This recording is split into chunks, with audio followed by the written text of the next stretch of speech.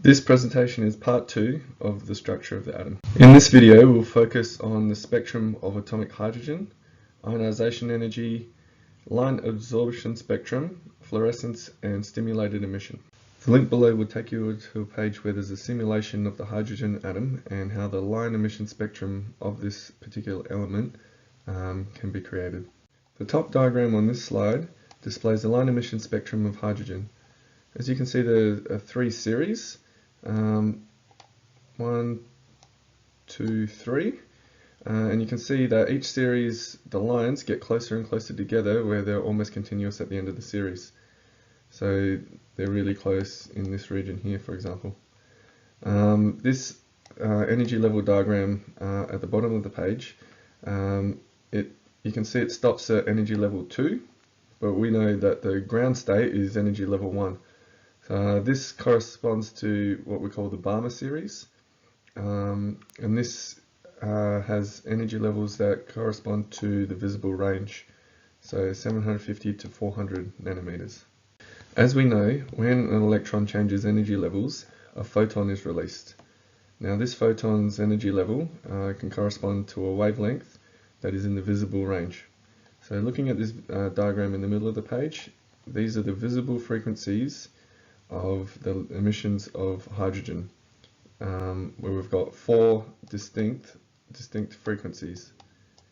Now this corresponds up here to the Balmer series, and it's 1, 2, 3, 4, those ones there. Now if we go beyond these, we get to the ultraviolet or infrared spectrum lines. Now looking at this diagram at the bottom right, will give us a better indication of what's happening. So when we look at the Balmer series, this series actually stops, it is a transition of electrons to the first excited state, so not quite all the way to the ground state yet. Now the energy that corresponds with these drops, for example level 3 to level 2 and so on, they correspond to the visible range of photons. If we look at the Lyman series or the Passion series, they're outside the visible range. The energies are either too small or too large to be in the visible range.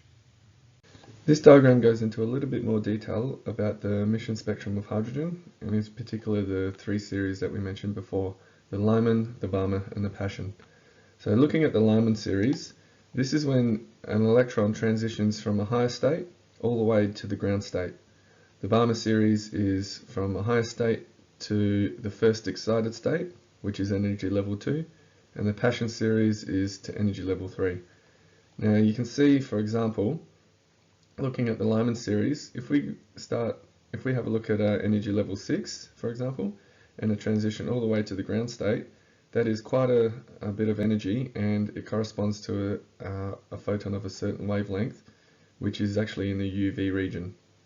At the lower end of the Lyman series, from level 2 to level 1, the wavelength is a lot longer, the energy is a lot less, however it is still in the UV region.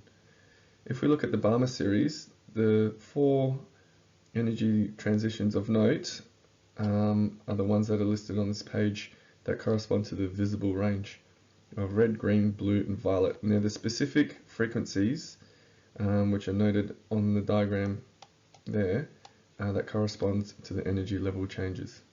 There are a number of ways an electron can be excited to a higher energy state. That is by heating the atom. The atom itself has the energy which promotes the electron to a higher energy level. Another way is to bombard the atom with electrons that promote collisions, and this transfers the energy to the electrons that go to the higher level. The third way is that photons directly hit an electron.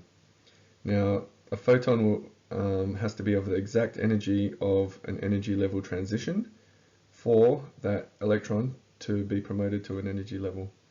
So for example, looking at the diagram, a photon has to have the exact energy difference from energy level 1 to energy level 2 for that electron to jump that energy level.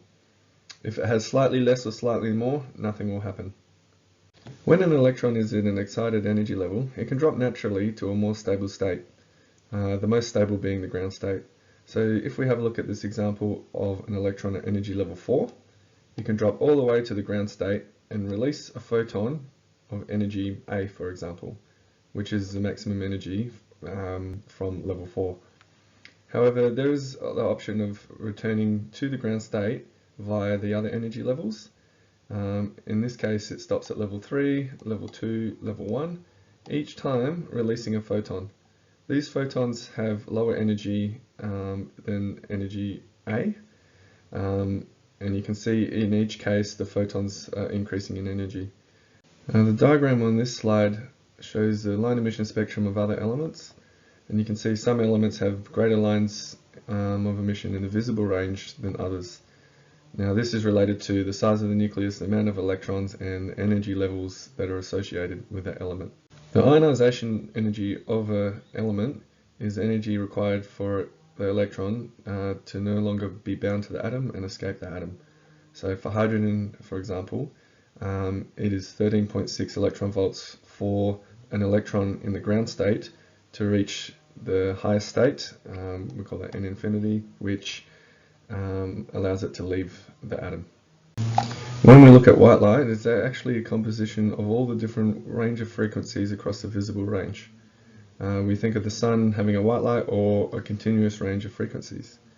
However, when we look at the sun through a spectroscope and determine all the frequencies of light that it contains, we find that it doesn't contain all of them. There are about 500 distinct frequencies that are missing, and these are called the Fraunhofer lines as seen in the diagram. These Fraunhofer lines correspond to specific elements that are located in the atmosphere that absorb the continuous spectrum of sunlight. So there's certain frequencies that do not get through. Okay, the diagram below shows the difference between continuous spectrum, emission spectrum, and absorption spectrum. And you might be able to find a similarity between emission and absorption spectrum. In this case, they might be an inverse of each other, but it's not technically true. So what happens with an absorption spectrum? The energy levels that correspond to the visible range for hydrogen, for example, occur when an electron moves from a higher level to the second excited state. So what that means, for an absorption spectrum, a photon has to pass through the hydrogen and be absorbed by the hydrogen in that second level. So what that means is the hydrogen has to be in an excited level to begin with for the photon of that exact frequency to be absorbed. Because remember, the photons are not absorbed unless there is an exact frequency difference corresponding to the energy level change. So now we look at the definition of fluorescence, and this is specific to when UV light is shown on a material. So a photon of the UV light is absorbed by an electron of the material, and it jumps up a number of energy levels. On its way back down, that electron releases photons, but instead of going straight down to the ground state, releasing one photon, it stops at a number of states on its way back down, releasing multiple photons. So for one photon that's absorbed by the electron, multiple photons are released on its way back down. And this is what fluorescence is. Now to the definition of stimulated emission. So naturally, when an electron is in an excited state, it can drop down levels and release a photon. If there is an electron in an excited state though, it can be stimulated to drop, meaning there's an incident photon that corresponds to the energy level change. So in our example, from its excited level to its ground level, a photon of that exact energy passes near an electron at that excited state.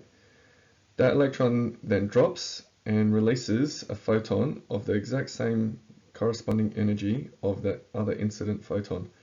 Now, as a result, there are two photons of the same energy, same wavelength, and in phase that are released.